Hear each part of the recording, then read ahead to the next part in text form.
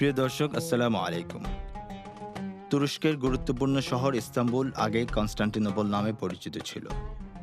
১৪৫৩ সালে ওসমানীয় সুলতান দ্বিতীয় মুহাম্মদ এই শহরটি জয় করে ইতিহাসের পাতায় নিজের নাম লেখান।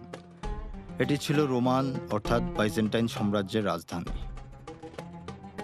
আল্লাহ রাসূল সাল্লাল্লাহু আলাইহি সাল্লাম কনস্টান্টিনোপল জয় নিয়ে একটি ভবিষ্যদ্বাণী করেন এবং যারা এই বিজয় অর্জন করবে তাদের জান্নাতের সুসংবাদ দিয়েছেন। সেই থেকে মুসলিমরা এই শহর অধিকার করার জন্য মরিয়া হয়ে চেষ্টা করেছিল। প্রিয় দর্শক, আজকে আমরা আপনাদেরকে নিয়ে যাচ্ছি ইস্তাম্বুল বিজয়ী সেনাপতি সুলতান ফাতিহ মুহাম্মদের মাকবারা জিয়ারাতে।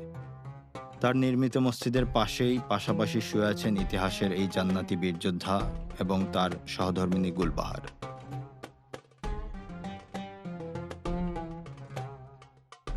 প্রিয় দর্শক, ইস্তাম্বুল সহ তুরস্কের বিভিন্ন শহরে ঘুরতে গিয়ে শহর জুড়ে আমরা দেখতে পাচ্ছি বেকোর শোরুম।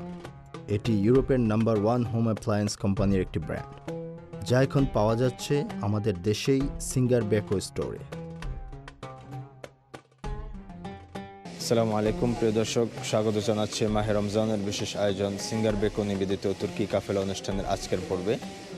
আজকে আমরা আপনাদেরকে নিয়ে এসেছি তুরস্কের ইস্তাম্বুল শহরের ঐতিহাসিক ফাতিহ মসজিদে, যেই মসজিদের পাশে শায়িত আছেন সুলতান ফাতিহ মুহাম্মদ।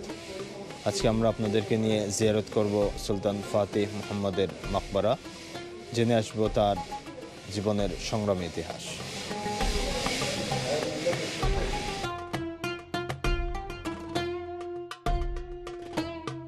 স্বয়ং প্রিয় নবী সাল্লাল্লাহু আলাইহি সাল্লাম যেখানে তাকে সহ তার পুরো সেনাদলকে জান্নাতের সুসংবাদ দিয়ে দিতে পারেন, সেখানে তো আমরা তাদেরকে জান্নাতি বলতেই পারি। হযরত বিশর বিন সুহাইম রাদিয়াল্লাহু তাআলা আনহু থেকে বর্ণিত হাদিসে বলা হয়েছে, লা তুফতাহান্নাল কসতন্তনিয়া ফালা নি'মাল আমিরু আমিরুহা ওয়ালা নি'মাল জাইশু যালিকাল জাইশ। নিশ্চয়ই কনস্টান্টিনোপল বিজয় হবে, অতঃপর কতই না ভাগ্যবান সেই সেনাপতি এবং সেই সেনাদল। মাত্র ২৪ বছর বয়সে তিনি বাইজেন্টাইন সাম্রাজ্যের রাজধানী কনস্টান্টিনোপল জয় করেন। কনস্টান্টিনোপল জয়ের জন্য সুলতান মুহাম্মদ ফাতিহ তৎকালীন বিশ্বের সর্বাধুনিক রণপ্রস্তুতি গ্রহণ করেছিলেন। সে সময়ের সবচেয়ে দূরপাল্লার কামান তিনিই তৈরি করেছিলেন। ১৪৫৩ সালের ৬ এপ্রিল সুলতান মুহাম্মদের বাহিনী কনস্টান্টিনোপল অবরোধ করেন। এই কনস্টান্টিনোপল হাজার বছর ধরে খ্রিস্টানদের বিজয়ের প্রতীক হিসেবে মাথা উঁচু করেছিল। এর প্রতিরক্ষা ব্যবস্থা ছিল দুর্ভেদ্য এবং অজেয়। এই দুর্ভেদ্য আর অজেয় প্রতিরক্ষা ব্যবস্থা ভেঙে সমস্ত পরিসংখ্যান পাল্টে দিয়ে প্রাচ্যের রোমখ্যাত ২ মহাদেশ ও ২ সাগরের শহর জয় করে উড়িয়েছিলেন তাওহীদের পতাকা। আর এই জয়ের মূল নায়ক এবং সেনাপতি ছিল সুলতান মুহাম্মদ।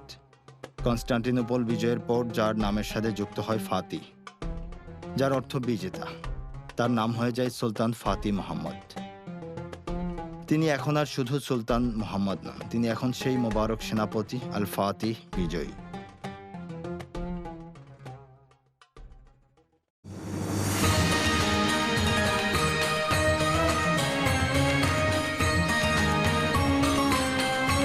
আপনারা দেখছেন সিঙ্গার বেকো তুর্কি কাফেলা ফ্লাই উইথ টার্কিশ এয়ারলাইন্স।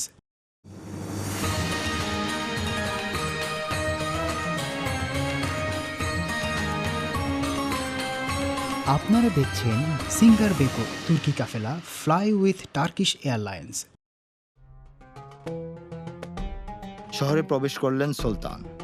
এত সুন্দর একটি শহরকে যুদ্ধ বিধ্বস্ত হিসেবে দেখে এত কষ্ট পেয়েছিলেন যে নিষিদ্ধ করেছিলেন সব ধরনের লুটতরাজ। ঘোষণা করেছিলেন নিজ ঘরে এবং চার্চে অবস্থানকারী প্রতিটি নাগরিক নিরাপদ। এক সৈন্যকে আয়া সোফিয়ার দেয়াল থেকে একটি মূল্যবান পাথর খুলতে দেখে তরবারির এক খোঁচায় সাবধান করে দিলেন। শহরের সব চার্চকে চার্চ হিসেবে রাখলেও এই চার্চকেই শুধুমাত্র মসজিদ হিসেবে ঘোষণা করেন। তারপর থেকেই আয়া সোফিয়া দাঁড়িয়ে আছে খ্রিস্টান বিশ্বে মুসলিমদের বিজয় গৌরবের নিদর্শন হয়ে। আয়া সোফিয়ায় প্রবেশ করে নির্দেশ দিলেন জুমার আজান দিতে। আদায় করলেন সালাত। কনস্টান্টিনোপল নাম বদলে শহরের নাম দিলেন ইসলামবুল, অর্থাৎ ইসলামের শহর। আজও তুরস্কের অনেক পিতামাতা তাদের আদরের সন্তানের নাম মোহাম্মদ ফাতিহ রেখে থাকেন। কেননা এ নামটি ইসলামী ইতিহাসের একটি গৌরবময় অধ্যায়ের কথা স্মরণ করিয়ে দেয়।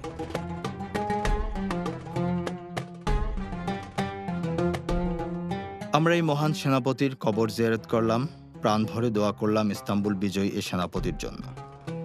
আমাদের হৃদয় আবেগের অশ্রুধারায় শিহরিত হলো। আমাদের সামনে যে ঘুমিয়ে আছেন সুলতান ফাতিহ মুহাম্মদ।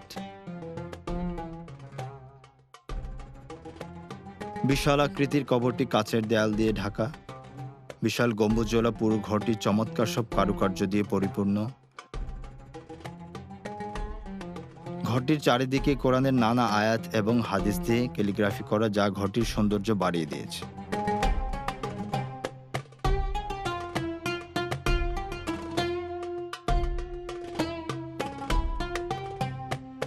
তার পাশেই শুয়ে আছেন এই সেনাপতির স্বীয় স্ত্রী গুলবাহার খাতুন।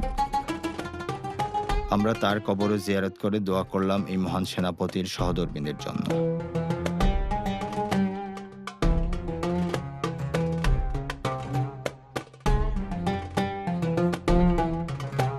শেষ জীবনে তিনি বারবার তেলাওয়াত করতেন সূরা নসর, যার অর্থ হচ্ছে, যখন আল্লাহর সাহায্য ও বিজয় আসবে আর আপনি মানুষকে দলে দলে আল্লাহর দ্বীনে প্রবেশ করতে দেখবেন, তখন আপনি আপনার রবের প্রশংসা সহ তার পবিত্রতা ও মহিমা ঘোষণা করুন এবং তার কাছে ক্ষমা প্রার্থনা করুন।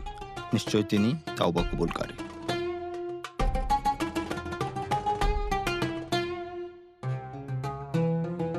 প্রিয় দর্শক, দেখতে দেখতে আমরা চলে এসেছি অনুষ্ঠানের শেষ পর্যায়ে। আজ এ পর্যন্তই। আগামীকাল দেখা হবে নতুন পর্বে অন্য কোনো ঐতিহাসিক জায়গায়। ততক্ষণ ভালো থাকবেন। আল্লাহ হাফেজ।